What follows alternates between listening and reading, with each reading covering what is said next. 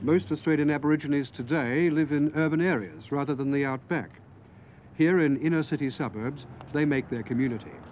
It's here too where they suffer all the privations of minority groups: bad housing, poor facilities, and never-ending exploitation. But other than that, I don't think anything's been done. Margaret Valadian is Australia's first Aboriginal woman university graduate.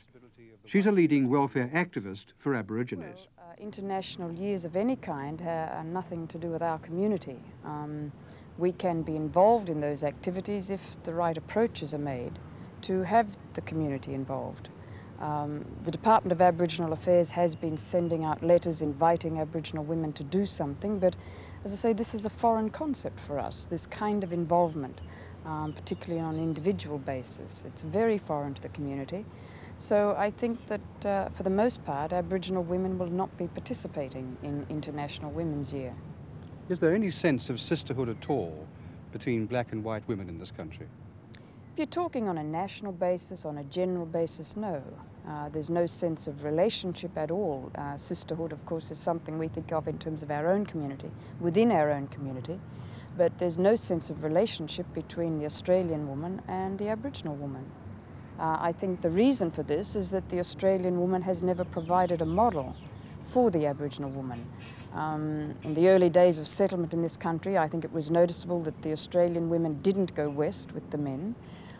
So the Aboriginal relationship to the Australian was focused on the fact that the Australian men sought out Aboriginal women. There was no Australian woman beside him to provide a model. And I think this has been the situation ever since. Do you think women's liberation has anything to say at all to Aboriginal women? Well, again, I wonder what women's liberation is all about. In the United States, for example, in New York City, what it meant was that American women in that area could do their own thing without regard as to the cost to their children. In Hawaii, on the other hand, it meant emphasis on education, on training, which to me was the more constructive approach. In Australia, we all know that in the early days it meant attaching yourself to the bar of a hotel or bra burning.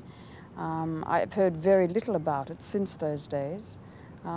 I think given a choice, most Aboriginal women would want the very things that the women's libbers are running away from. A house in comfort, in a reasonable area with some basic facilities. So women's liberation really doesn't mean anything to us.